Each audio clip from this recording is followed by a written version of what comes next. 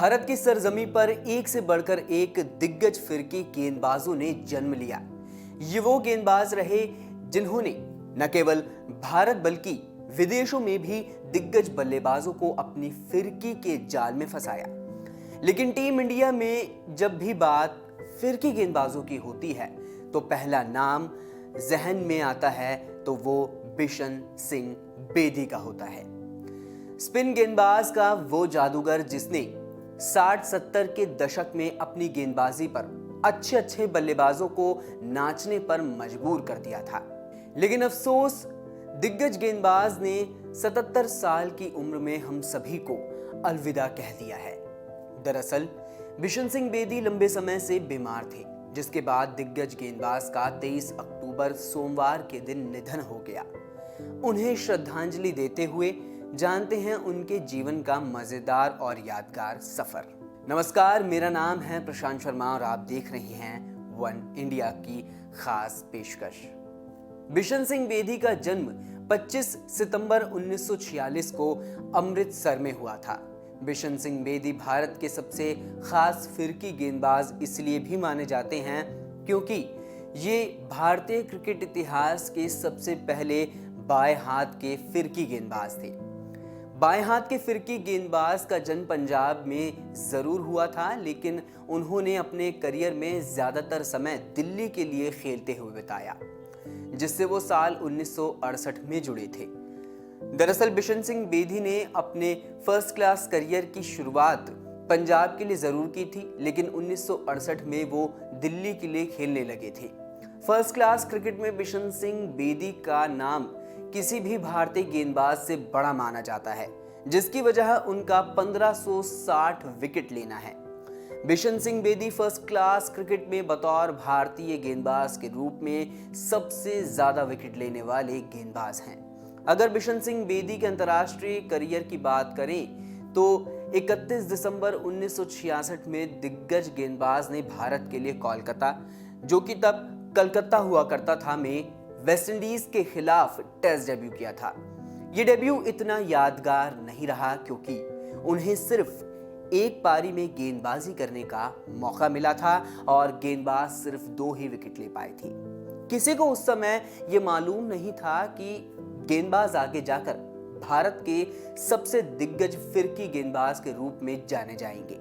लेकिन एक के बाद एक शानदार गेंदबाजी प्रदर्शन के दम पर बिशन सिंह बेदी ने भारत के लिए अपनी गेंदबाजी का जलवा ऐसा बिखेरा कि उस दौर में अच्छे और दिग्गज बल्लेबाज भी उनका नाम सुनकर खौफ खाने लगे।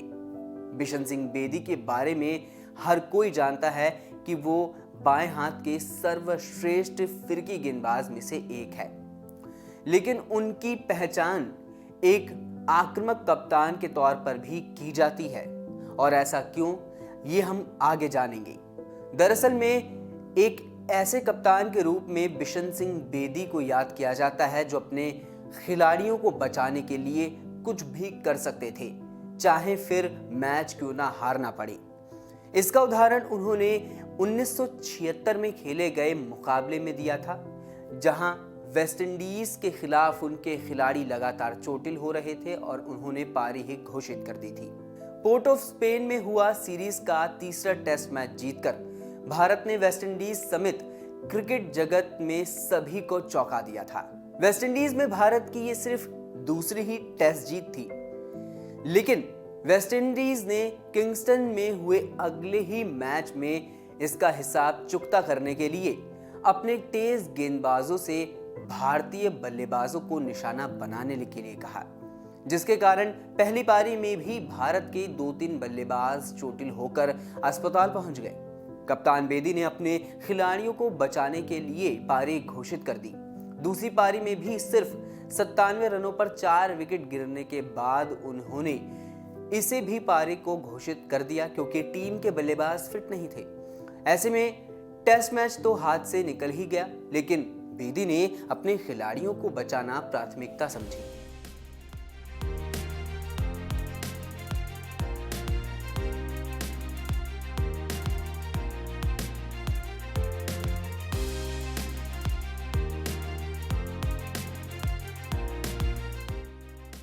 लेकिन बिशन सिंह बेदी का करियर का एक समय जब आया जब पूरी दुनिया ने जाना कि वो न केवल दिग्गज गेंदबाज हैं बल्कि एक अच्छे लीडर भी हैं।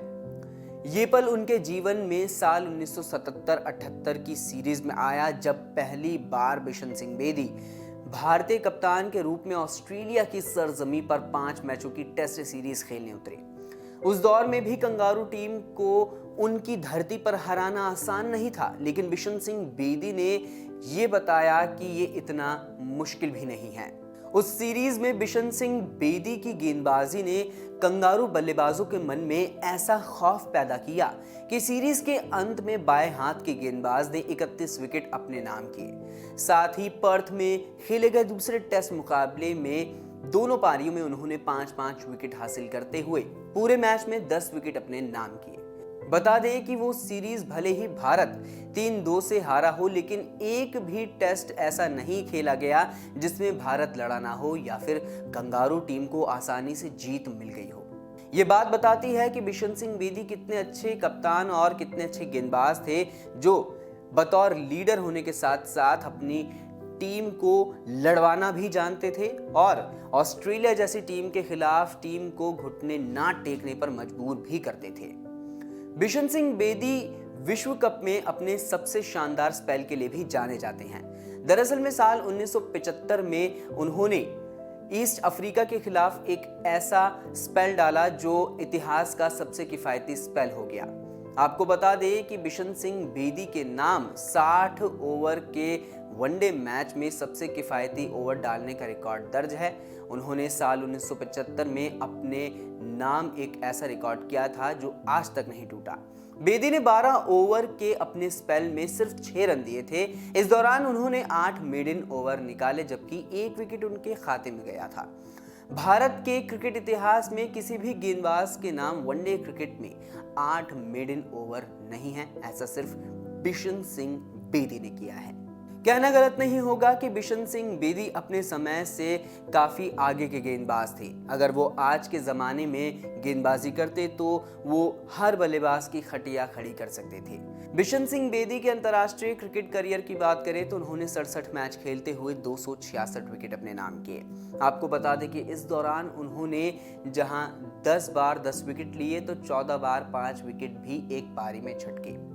बिशन सिंह बेदी ने 10 मैचों में 7 वनडे विकेट भी लिए। उनका वनडे करियर कुछ ज़्यादा खास नहीं रहा, लेकिन उन्हें टेस्ट और फर्स्ट क्लास क्रिकेट में गेंदबाजी के लिए जाना गया। तो कैसी लगी हमारी वीडियो?